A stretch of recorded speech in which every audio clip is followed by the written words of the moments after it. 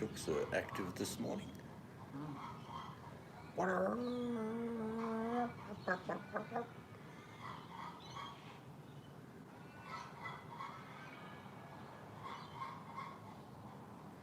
time of year, actually, snakes start looking for somewhere to hibernate, so they're pretty active this time of year. Chickens don't like snakes. No.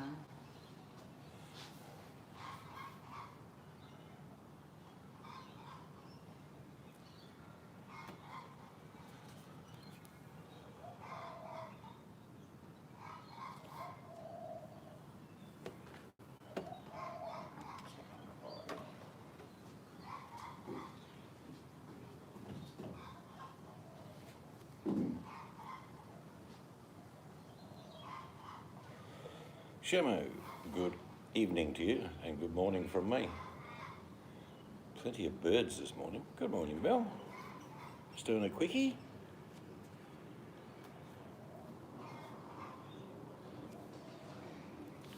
Floor is finished.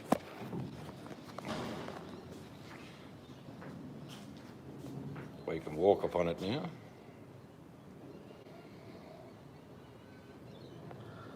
So that's good.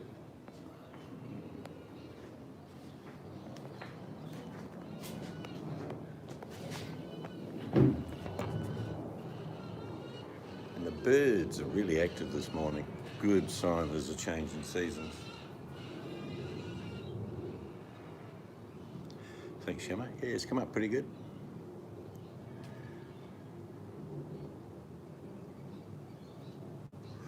It's hard for a lot of people, I understand, during the construction. Yes, I'm out back watching Aura. Yeah, ours. Yeah, there's heaps. It's just like fired up today, isn't it, Mel? The birds are all kicking in. Well, I was going to say, a lot of people get confused in construction, and the videos we put up wouldn't make a lot of sense to people. But as it starts to come together, then they realise what was done before and the reasons and why it gets to this stage. But we're probably next Tuesday, I'm going to be putting in, because I've got a site clean up by the company on Friday. I was going to put the kitchen in Friday, but we'll leave it till Tuesday when they're gone.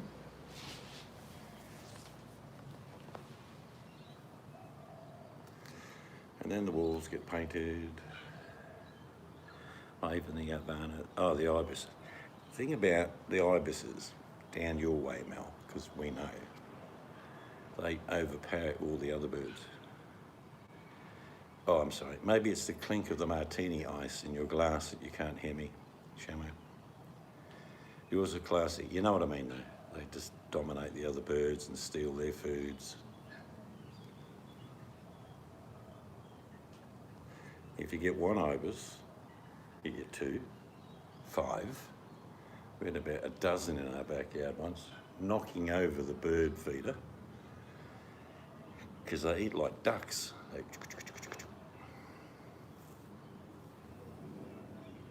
But we always used to get down there the white long-billed corella and the short-billed corella, along with 28s or green parrots. What else? Oh, plenty of pink and greys, western rosellas, they're beautiful. We get them here.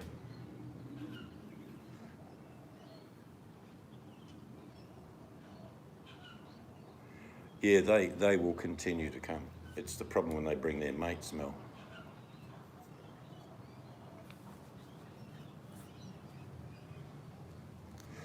We've got these little brass bird feeders. You can probably see one about there.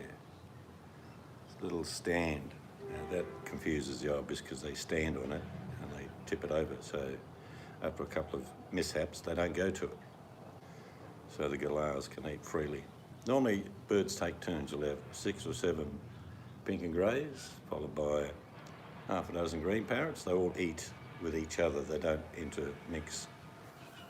On occasions, I've seen a green parrot with pink and greys, but not that often. But probably out where that bird feeder is, we will have a few setups for different birds, like finches. Is that for Mrs. C's to give you a little night kiss? The step ladder. Yes, yes it is, yeah. That or a crane, we strap her in and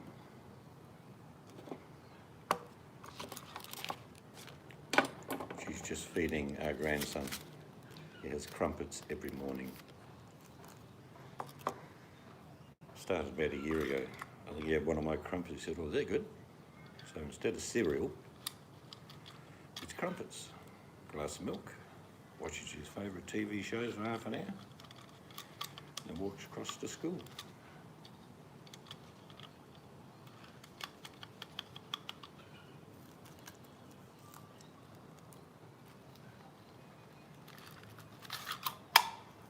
Yeah, it'd be good to get the kitchen in next Tuesday. That won't be finished, of course, because I've got to then, all right, be right back. Then I've got to put countertops on them.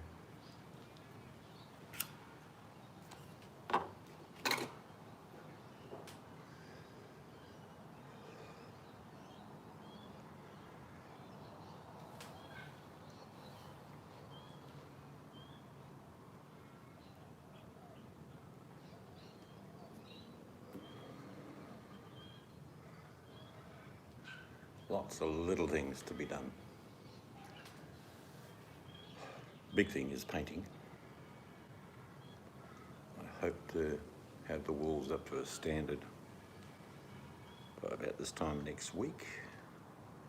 And then the walls will be painted. Then we start coming together.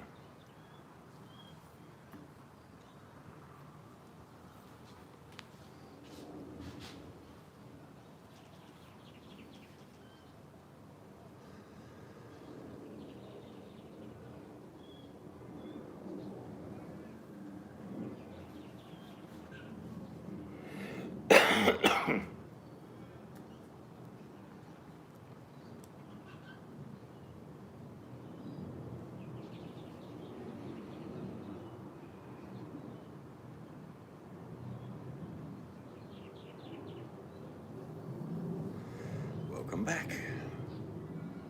We don't have breakfast, but well, maybe we have every now and then a piece of Vegemite and toast. Hello, JP. Would you have a breakfast this morning? I tend not to get hungry till about 1 or 2. Not much today. We're going to let this, even though we can walk on the floor, we're doing it in socks. So I'm not going to do anything inside for probably about a week, to be honest. Like I say, when we get the kitchen going. Weet-Bix, nothing wrong with Weet-Bix. It's good for you.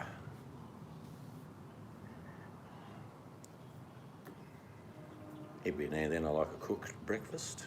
The old bacon, eggs, sausage, mushy. You know what I mean? Grilled tomato. That's good every now and then.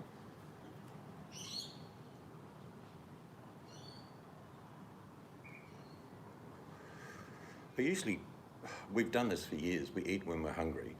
So we didn't eat until probably, didn't have much yesterday, but it was like 5 o'clock we ate. So to midnight, that's 7 hours. Till now, that's 15 hours. So we probably don't eat for about 16 to 18 hours a day, which I've always believed is just what the body needs. Time to digest whatever went in.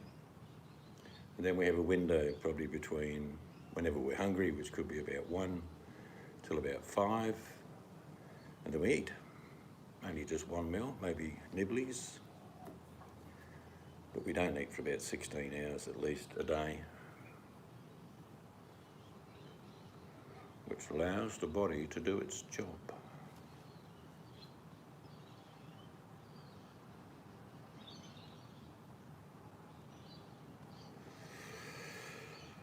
Well, it's incredible, JP, with your physique. I wouldn't imagine you'd eat very little. Maybe the odd celery stick, but maybe you eat a whole bunch of celery, I'm not sure. Trim, taut, terrific, all those words, you know what I mean?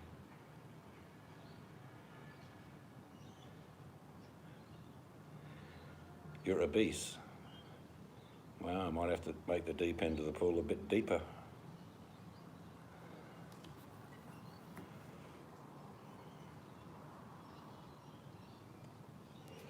I thought I saw you laughing. Hello, RC. Welcome to an Australian morning. It's about 8ish. I don't know. It's roughly about that time. Oh, a beast. Yeah, of course. Yeah, a beast. Yeah. Now, JP is one of these guys that prepares for like this coronavirus and the world going into economic meltdown, which is happening, by the way, by just putting on a small layer of excess fat. Why? Because he's a prepper.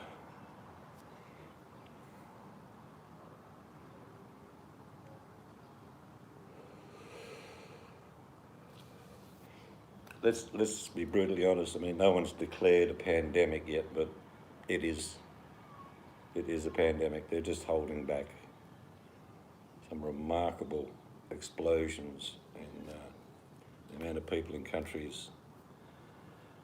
It's not controllable. It's like a common cold. You get the Chinese buffet, right? And am I alarming anyone? No. I'm just telling you to be smart. Chop up your pantry a little bit. Maybe get all the bits and pieces that you have when you're in the flu, like cough medicine and stuff like that. And just be prepared to brace it out.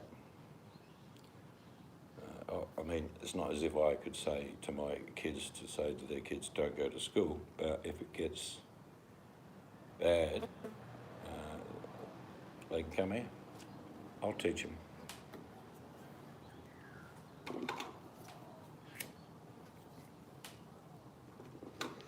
So is that doom and gloom? And oh, not really. There's no problem in being cautious.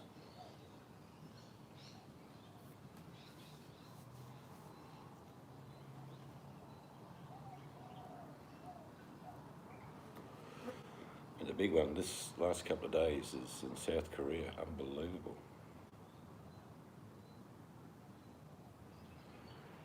We went to lunch. Where did we go? I know where we went to lunch. Yeah, sort of a Chinese buffet, I suppose.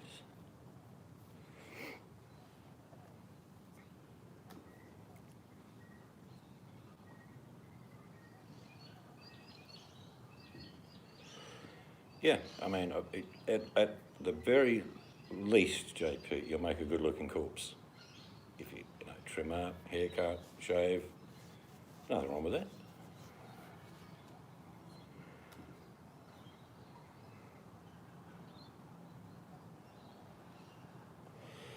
Yep, they'll open the casket, but just show your legs.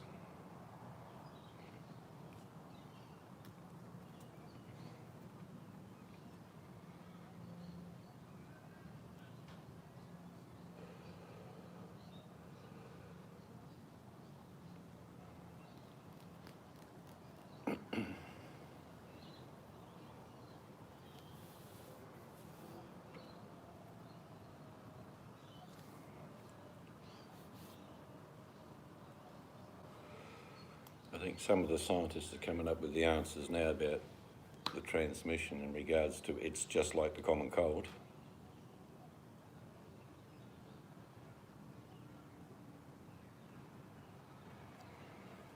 Cleaning oven duties.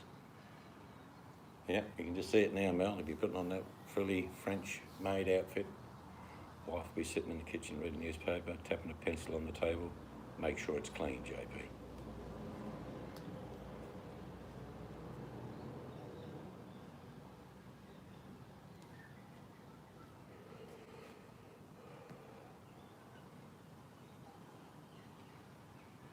I want to get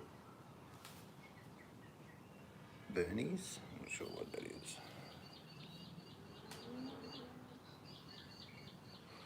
That's right. You know your place, JP.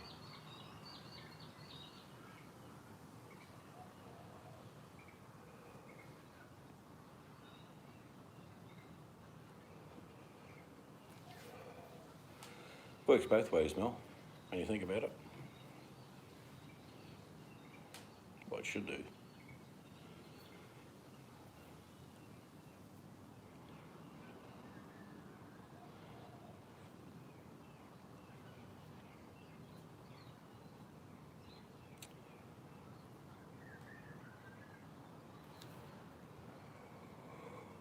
So we should have a good clean up Friday. Spoke to the builder yesterday, as you know. Told him he's not driving the bloody bobcat on this place. Have a clean up, get some levels set for putting some cracker dust down in preparation for the paving. And when we can get the shed emptied, which will be another month, then the shed will be demolished. And then she'll be on.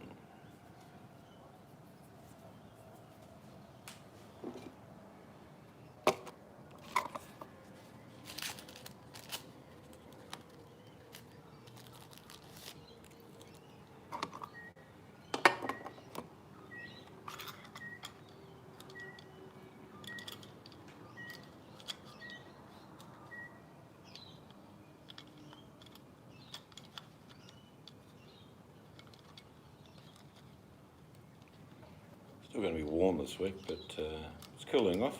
We're only in the low 30s. And the birds are chipping the little boxes off. So they're ready to rumble. Birds are very active at the end of summer. They'll start swooping down, picking up bits and pieces for their nests.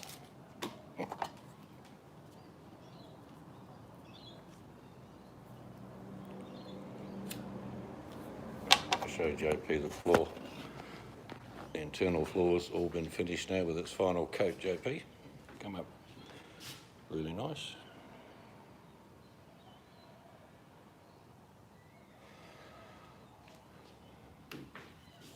You better get stuck into that oven, mate. Come on. You know your head will be in the toilet bowl if it's not done properly. Yeah, come up, good.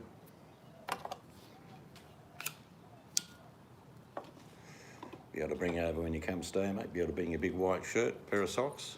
Down, down, down, down, down, down, down.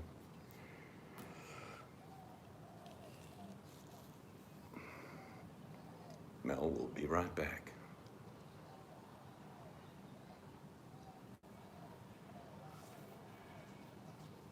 Have a good one, mate.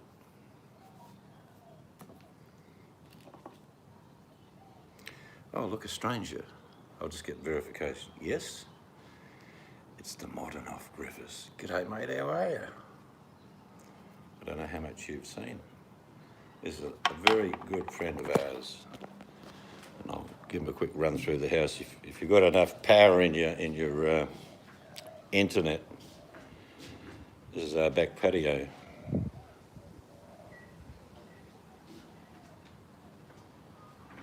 The one and only.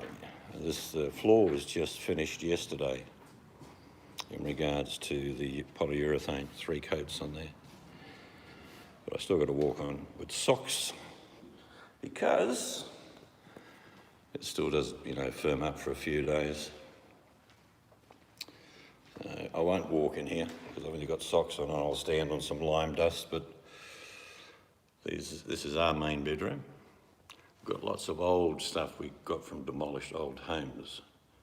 So they're 1940s windows. These are about the same from an old college, timber doors. Bedroom's going to be carpeted. This is the second bedroom we built on. This is an addition to the property. The old cottage is inside and the bathroom's in there. Like I say, there's a bit of dust. I don't want to stand on it and put dust marks all over the floor. This is the office which we've run timber all the way through again. Same windows.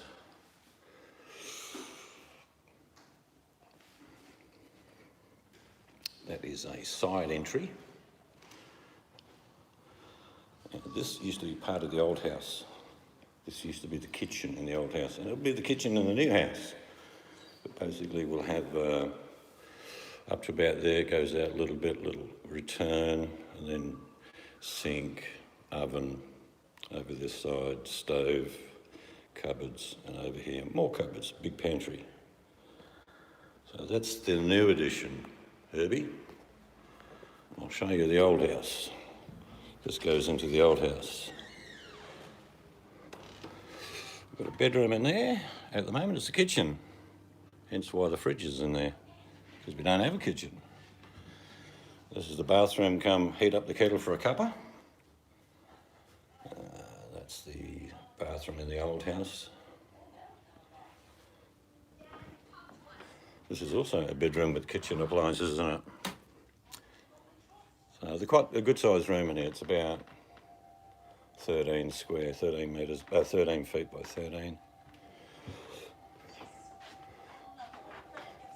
There's Princess in front of the telly doing something. Herbie's here.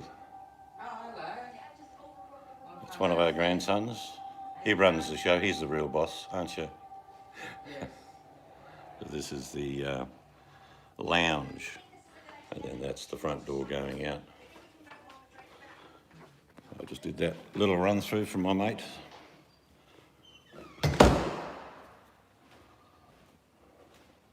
Hello, Sean.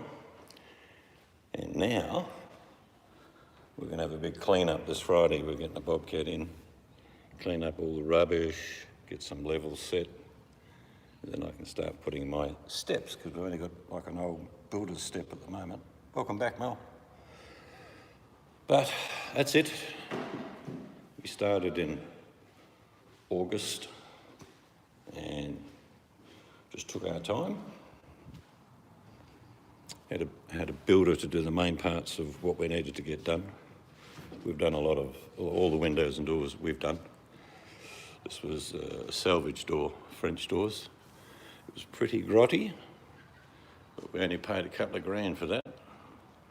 And I did get the quote, Herbie, to get a brand new French door put on.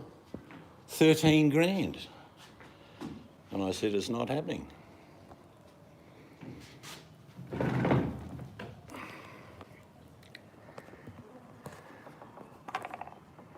The windows, yep, I'll be doing those. I'll show you behind me. These 1940 Art Deco windows. I will be gently sanding back and painting in probably about a week or two.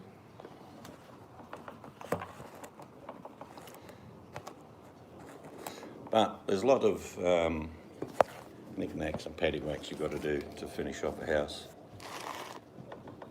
But that's okay. Just a matter of time.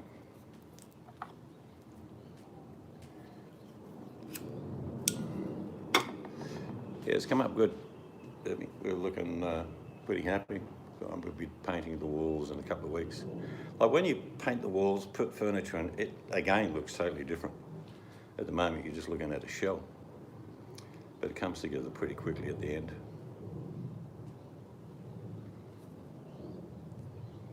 Only the best for you, Mel. You got, you know, high maintenance. But there's probably a month.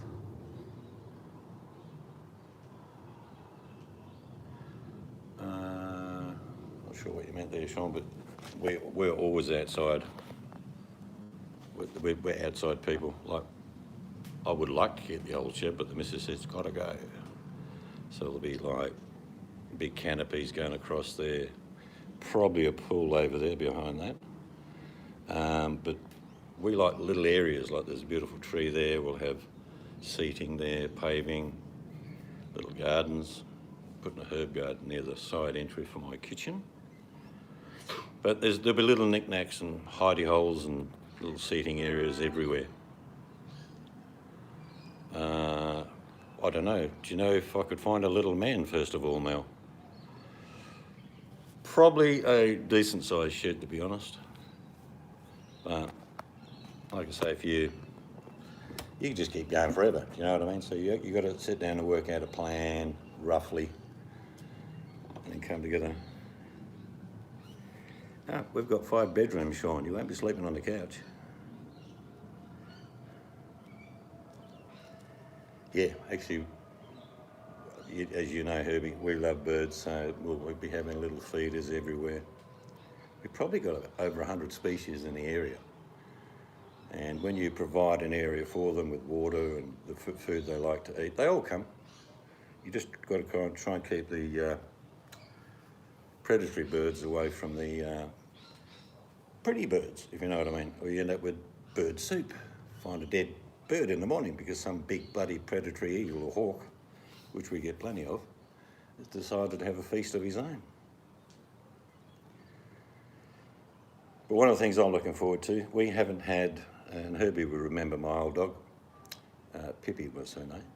She died 10 years ago.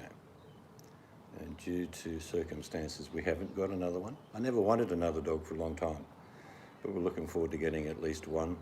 If the wife has anything to do with it, there'll be two.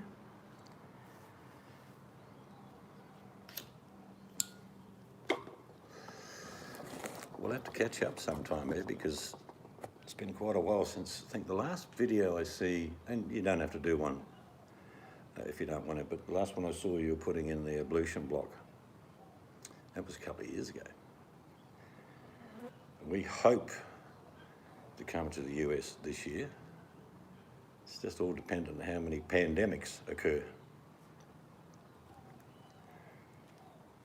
In fact, I mean, I would have booked the flights by now, Herbie, but the missus said, no, not at the moment. And she's right.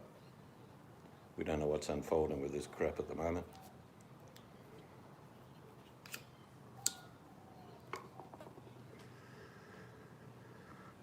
Look, I mean, without being rude to anyone on the West Coast, which has beautiful beaches, blue skies, that's where I come from. So it's mainly the historical value of going through Canada, like Quebec and things like that. And probably the wife wants it in New York. I could do without it. But we will certainly make an effort to catch up with Herbie when we get there.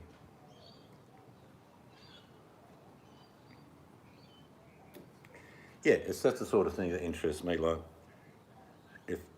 I came from the UK, as you know, and I arrived back exactly 50 years after I left. And the one thing, and I think I told you before, the thing that's gone out of the UK is the Britishness and the individual. Like, we went to Manchester and I heard one Manc, and I'm thinking, what the hell happened here? And in London, if you go to London, you might as well be in Sydney or New York or anywhere else in a big city. They're all the same. No, I'm not going to watch any. I don't do drama, Mel. I'd rather watch Herbie stick a cycling pig on a rod over an open fire and have a few cold beers. That is far more interesting than going to Jerry Springer. Yeah, I won't take you along. We'll just dump you at all those NBC and ABC sites and you go to all those drama shows. But for me, I mean, it really has always been the same when we've travelled. It's the people that make it the reason why you enjoyed the trip. Not the buildings are great, the history's great. It's like when we went this time to the British Museum. I went there as like an 8-year-old and I was totally fascinated. The British Museum now is enormous. We spent good 3/4 of a day and we would not have seen half of it. Yeah, maybe she can put her footprints in one of them concrete things, Sean.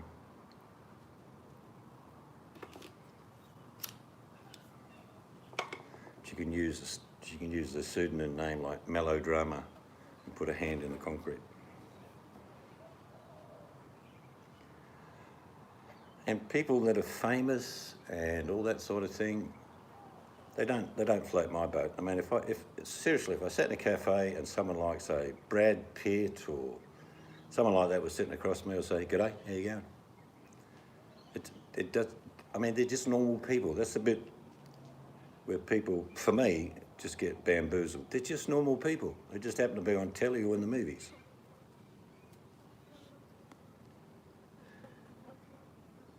See the flies? The little buggers? That's because we've got an easterly and they're bush flies.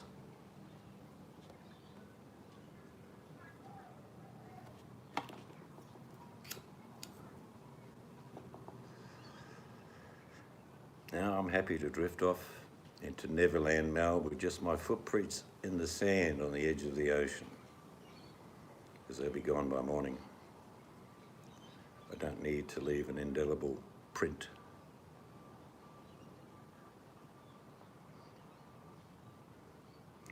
I mean, we all leave, well, if you had children, we all leave a print, part of us behind.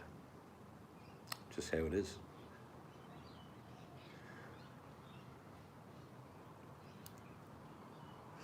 From the Bahamas, didn't like the islands, spending time with wife or kids. Yeah, that's, I mean, Herbie, people don't know the modern off-gridders, and I can tell you, he's got an enormous family. I mean, enormous. So he has more fun sitting around an open fire, having a laugh with his family, and you could take them to the flashiest restaurant and hotel. He'd still sit around a fire with his family, because that's where the true enjoyment comes from. Righto. Have a good day. Got one of the grandkids is just heading off to school. Sounds good, Sean. And I'm the same. You can sit me down in the flashiest hotel in the world and I want to go outside, sit under the tree. It's not that I don't like comfort, it's great. But I suppose inherently in me, I'm like Herbie in many ways. Just give me a cold can with a few friends, a good feed, and there's plenty of laughter. You can't buy that. You know, you can't go into a travel brochure and say, I want to go here, here and there, but I want to have fun, I want to laugh, and I want to, you know, base my sides hurt from laughing, and then I want to come home. That is a holiday. You don't even need to leave home for that.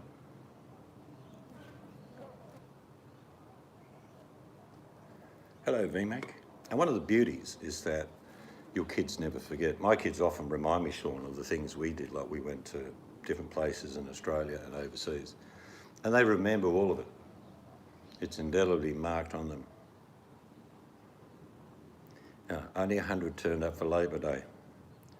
Poor old Flo, she would have just spent 24/7 in the kitchen. Of course, Herbie would have been testing the food to make sure it was good enough for the visitors.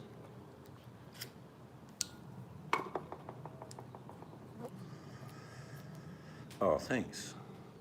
I'll see if I can find a dung beetle in your honour, Mel.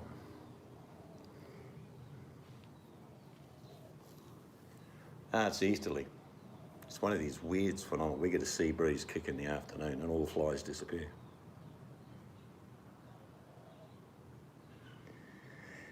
Yes, I mean, I come from an era where outside was your entertainment. Fishing, walking, exploring.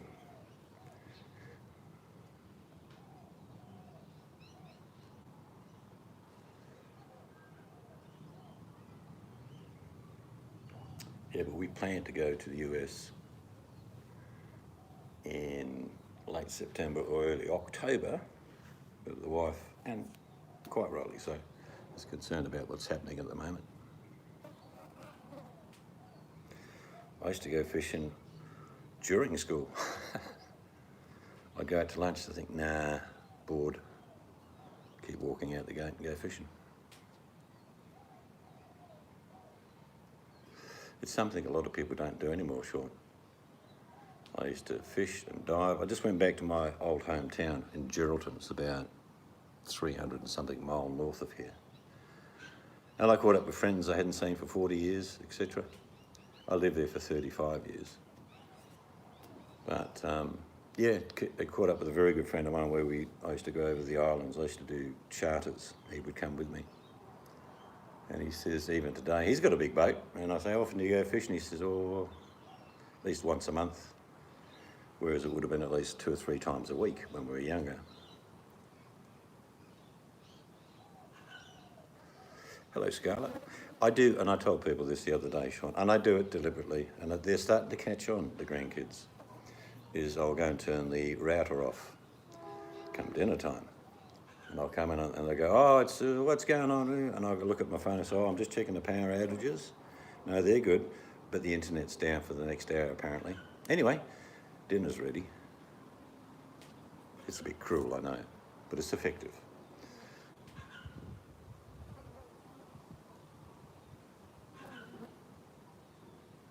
Yeah, I was the same. I mean, someone actually said to me, to the people that you want to follow, and I did it even with your channel, is that you unsubscribe and then you resubscribe.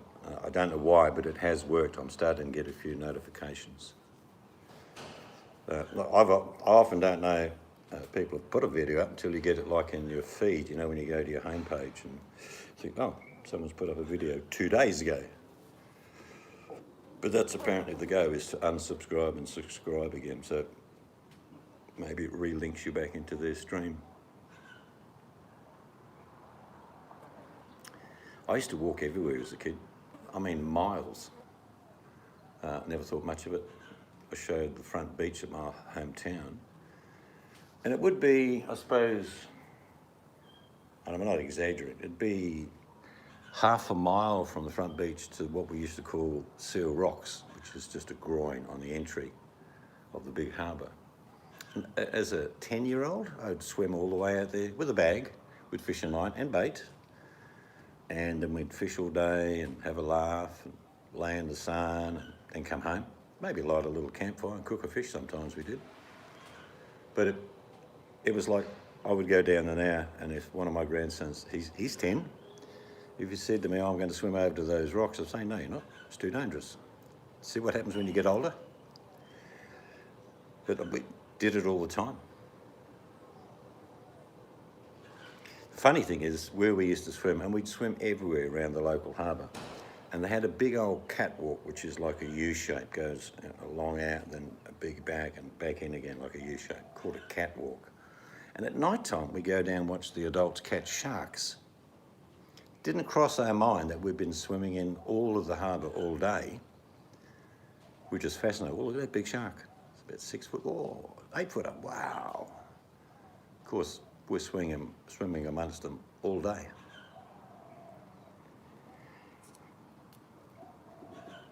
But if I couldn't catch a fish on land by throwing a line in the water, I would always dive.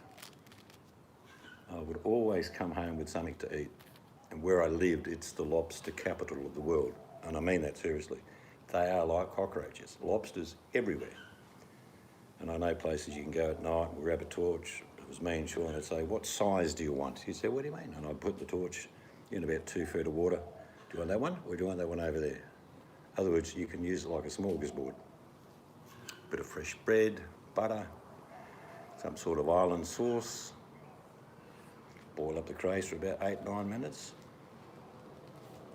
We're not allowed to spear lobster here. We don't have to actually, you just pick them up. And some of the reefs I've dived on, they have like, we call it a bommy. It's like a big mushroom coral reef, about 6 or 8 feet around. And because underneath it's hollow like a mushroom to a stem, I used to get just amazing sights. You dive down, you dive about 5 feet under the water, go underneath the bommy, and literally tens of thousands of lobster. They're just everywhere. But that industry in my hometown at the moment has come to a sudden jolt. No one's catching anything because no one's buying anything. The Chinese are 94% of the lobster market. And, you know, the world's economy, I'm not doom and gloom, but the world economy is pretty fragile anyway. Let's forget about the coronavirus as a catalyst for probably even worse, but the economies around the planet pretty tough for everybody.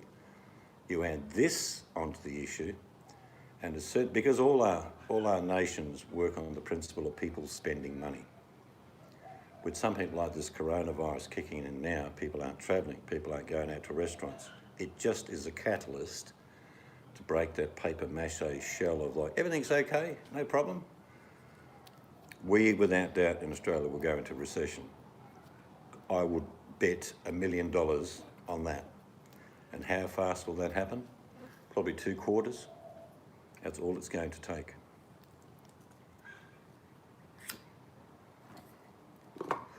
Well, in the north, right now, probably not in Canada, but most of the northern hemisphere, they're gearing up for the start of a growing season.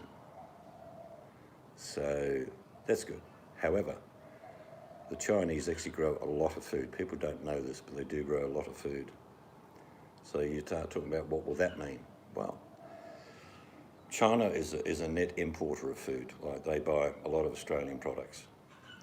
So the problem with an economy that doesn't spend money, doesn't mean people will save money, by the way, but they won't spend it on the peripherals, like dining, buying products, because sometimes, at the moment, I do know that because Chinese production is virtually nil, car parts, componentries, computers, phones, we start talking about what's the kick-on effect.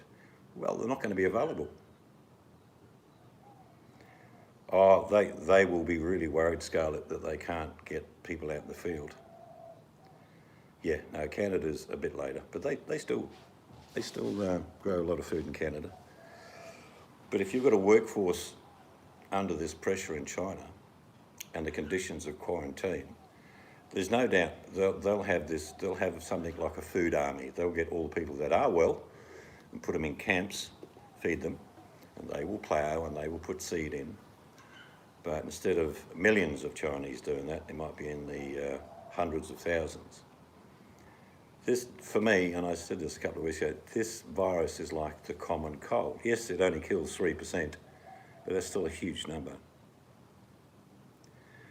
Yeah, I mean, I think until a vaccine is created, this will run a natural course, just like flu, just like the common cold. And people over my age and over are more susceptible because of a lot of older people have existing conditions, diabetes, heart conditions, maybe lung problems, circulation, blood pressure. You throw a common flu at them, they could die. But you throw something like the coronavirus, probably a bit worse. A lot of people don't know the stats of deaths of just the common flu. In Australia, each year, about 3,000 people die from the common flu. That's just how it is, 3,000. You don't hear when I'm talking about that. But we have 25 million people in Australia. You start talking about, would 3% people die? That's close to 1 million people. So yeah, it is a big thing. And I'm not a doom and gloomer, I've never have been. But I said earlier in this hangout to just be smart, top up your pantry a bit more, get a few extra supplies like painkillers, inhalers for some people, I guess. Like I'm saying, you may not be able to stop getting it, but if you prepare yourself a bit better, you're just making life a bit easier for yourself. I'm not saying to go and buy a year's supply of food, I'm not saying that. But having a couple of months' supplies on hand, it's not going to hurt.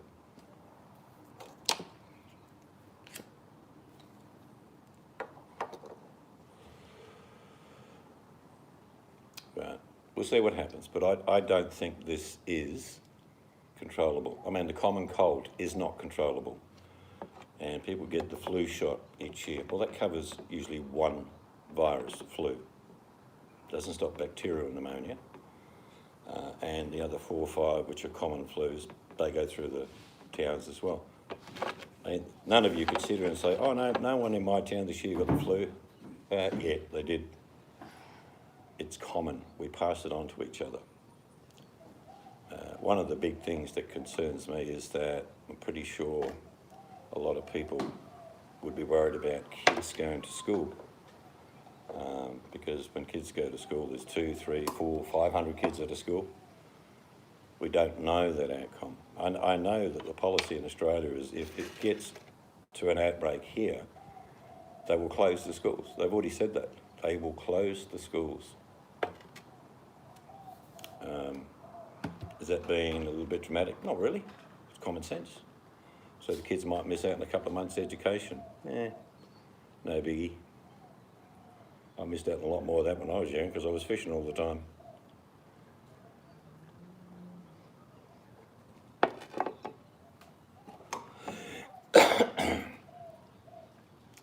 How's Bobby going, Herbie? Is he still on the property? He's a funny bugger, he is.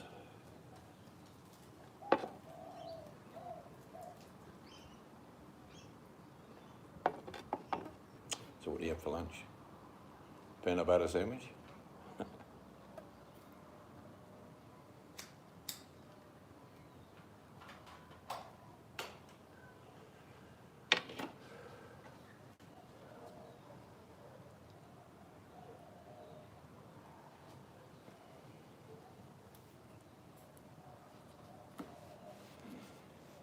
Yeah, I don't think you get rid of Bobby. He's part of the furniture.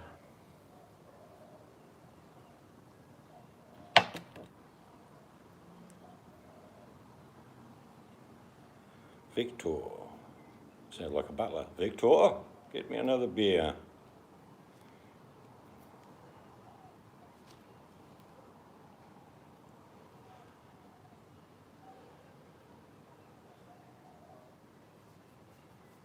We'll have to catch up on something soon, Herbie, like on Skype or, I don't know.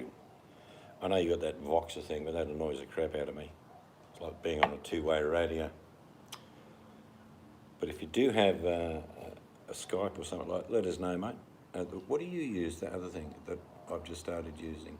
WhatsApp. WhatsApp, that's pretty good. You just got to have Wi-Fi and you can do video and voice calls for free. I like free. Free is always a good price.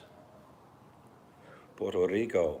So there's plenty of South American food being devoured. Mind you, I don't know if Flo would let him in the kitchen. Get out. This is Flo land.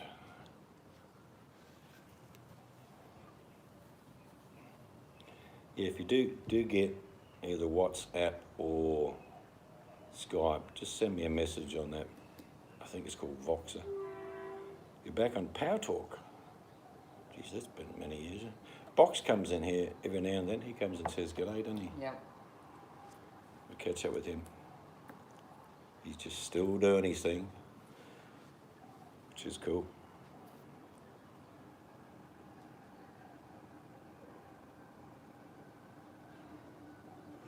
I don't think I'd even remember my password to go into. I've got it. Have you? I think so. Okay.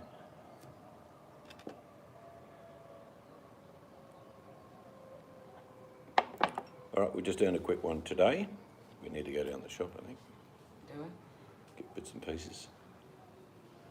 So, good to catch up with you, Herbie, and other people in the room. Thank you for coming.